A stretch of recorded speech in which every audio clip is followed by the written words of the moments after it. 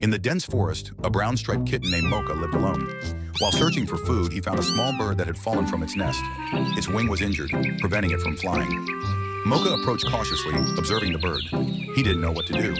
That night, he slept beside the bird, keeping it warm with his body. The next morning, Mocha saw the mother bird flying low, searching for her chick. The small bird chirped weakly, and its mother quickly approached, gently pecking it before slowly guiding it back to the nest. Mocha watched from a distance, feeling relieved. Then he continued his journey, searching for food and a way home.